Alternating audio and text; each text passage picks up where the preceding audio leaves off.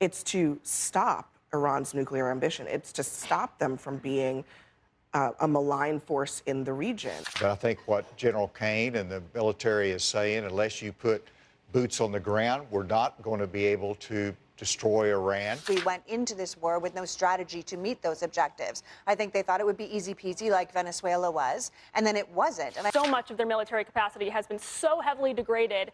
And, Operation Epic Fury does not get enough credit for the amazing tactical success that it was. One of the reasons why we got into this war is because the Israelis were able to convince us that this would be quick and easy. Guys, Trump said this war would be a knockout punch. But now, even his own top military leadership is warning that the strategy isn't working. On Abby Phillip's show, MAGA pundits were completely obliterated, defending Trump's handling of this self-started conflict with Iran. Abby and the progressives on the panel fact-checked these defenders so hard that they were left crumbling. The deeper you dig, the uglier it gets. So let's see what happened on the show. I'll break it down as we go. Tonight, a stunning private admission from the chairman of the Joint Chiefs of Staff. Sources tell CNN that General Dan Kane has made clear to top advisors that the U.S. needs to find an off-ramp from the Iran war. Over the last few weeks, he's met with key cabinet officials, including the CIA director, Secretary of State, and the vice president, all warning that escalating this conflict could backfire. And air power alone is unlikely to achieve President Trump's stated objectives. That's something that General Kane has said, in part, publicly during a Senate hearing just last month. General Kane, these airstrikes have not yet deterred and defeated the Iranians. Do you think airstrikes alone will do that? Sure, I think academically, as you look across the totality of history, air power's got limits, and we always have to be mindful of those. The sources say that Kane has recently sidebarred with like-minded Trump advisors to make sure that they were on the same page ahead of meetings with Trump. The goal has been to make clear that there are limitations and pitfalls to the military options, including those that don't involve boots on the ground. This is obviously something that has been said about this conflict since the beginning, from the very beginning. And here at this table and elsewhere, you hear a lot of boosters of this conflict basically saying, we just have to bomb them enough and then they'll submit. That clearly hasn't worked. Is it time for the Trump administration to really come to terms with that, like General Kane wants them to? Well, I think that's exactly what President Trump is looking at. He wants to be able to move away from Iran. He wants to be able to end the conflict. He'd like to be able to accomplish his original objectives. But I think what General Kane and the military is saying, unless you put boots on the ground, we're not going to be able to destroy Iran. And I think you're going to see a movement from a destruction of the enemy to a containment of the enemy. And I think that's going to be the new approach for Iran. Failure, though, of this mission? I mean, because the whole point of this war was not to further contain Iran, which we've been doing for 47 years, as I've been told many times.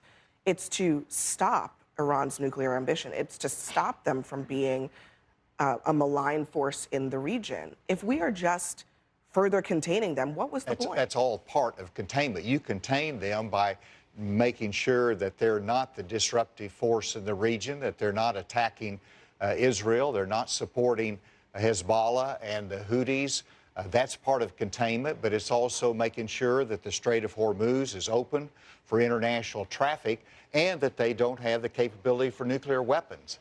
I don't see any of those part things of what we have to do in the future. I don't Right now, see at any least of those not right things now. happening. I mean, you're talking about our objectives. Have we met our objectives? I think we went into this war with no strategy to meet those objectives. I think they thought it would be easy peasy like Venezuela was, and then it wasn't. And I think this is what happens when you have an administration that was full of people who were chosen for their loyalty and not their talent. Guys, it's quite interesting that Trump started this conflict with Iran with absolute confidence. According to his initial statements, this was supposed to be a knockout punch. Instead, it's turning into one of the most expensive stalemates in recent history. Tens of billions have been spent, U.S. troops are still in the war zone, and the MAGA leader who started this mess still hasn't given Americans a straight answer. So let's rewind, because this is where it gets interesting. Trump's pitch was almost cartoonishly simple. Go in hard, humble Iran, wipe out its nuclear program, and be home by dinner. mission accomplished, take the credit, move on. The opening strikes looked impressive, at least on camera, but here's the catch. Blowing up targets isn't the same as winning a war. You can destroy buildings, weapons, and facilities, but can you actually force your enemy to do what you want? That's the part Trump never really explained. And here's the shocking part. According to reports, Chairman of the Joint Chiefs of Staff, Dan Kane, has been warning cabinet members, senior officials, and the vice president that America needs an off-ramp. Yes, you heard that right, an off-ramp, not a victory parade. Kane has also acknowledged the limits of air power and what it can actually accomplish. If America's top military leadership is talking about limits and an exit strategy, maybe this war isn't going the way Trump originally sold it. The man running the military has made clear that bombing Iran isn't automatically going to make Tehran surrender. When your own top general is laying out those facts, you can't simply ignore them because they don't fit the victory story. Trump's original goal was total victory, eliminating the threat for good. Now the language coming from the Trump administration is shifting toward containment. And that word matters because containment sounds very different from we knocked them out and eliminated the threat. It also starts to resemble the Iran strategy America had pursued for decades. So somewhere along the way, the promise appears to have changed from ending the threat to managing it. And nobody from the Trump administration seems eager to explain why. Think about that. You sell Americans a war that will supposedly end Iran's nuclear ambitions, and then you start talking about containment? That's not exactly the knockout punch Americans were promised. So if this is what victory looks like, what exactly did America win? So what you end up with is going into a war when you don't really have a set plan of what you're doing there. And now it's like we're playing poker with an open hand. And the Iranians know what we're doing. They're watching it. The Strait of Hormuz was open before. Now it's closed. Now we're going to have to pay people to go through. We have, if anything, made it worse. Back to our previous conversation about separation of powers, maybe a little bit more than a beautification project, this is where you die on that hill. And from a small c conservative perspective, the original sin here was the Trump administration not consulting Congress, right? Even though, I will say, Obama did conduct a military operation in Libya without congressional approval. Can you make a comment about what's happening now without mentioning Obama? Could we just, let's, on that that's one? fair. Go ahead. But it's a pretty fair point, right? Because there was, I mean, you have to be able to condemn both, right? Let's just hold the consistent standard. But I agree that we need a congressional input, and the public deserved a debate about the calculus of this war. And maybe that fact-finding process would have resulted in the discovery that there's this little vulnerability called the Strait of Hormuz, which wasn't really talked about at the outset of this war. And that is the reason why this is a game of chicken, is because that was not included in the original assessment. And we didn't expect that we knew that they had that card of leverage. It's their only card of leverage, to be fair. And so much of their military capacity has been so heavily degraded. And, you know, Operation Epic Fury does not get enough credit for the amazing tactical success that it was in almost eliminating their nuclear facilities.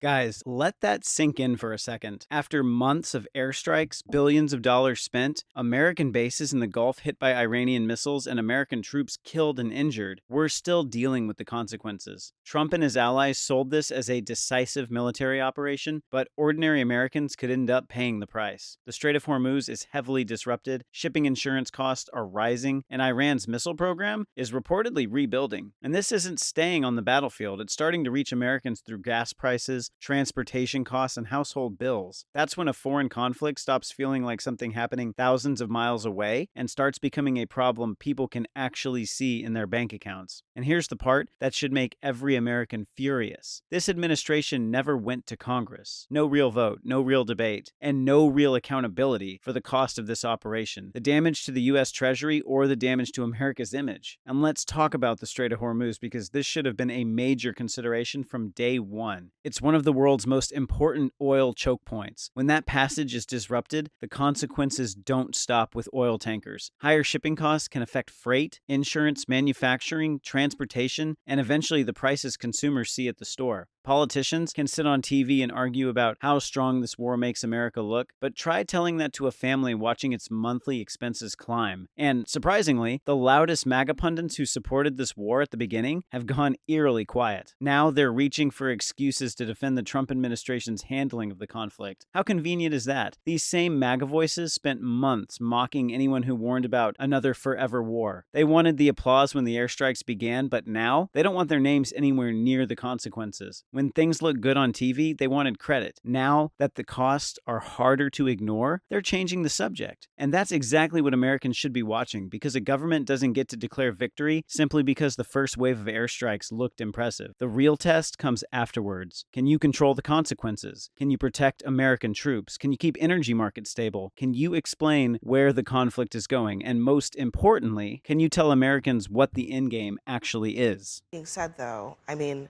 yeah, they've been degraded, but Gulf states, Kuwait, Bahrain, where U.S. has bases, they are still seeing their infrastructure being damaged by Iranian drones and missiles.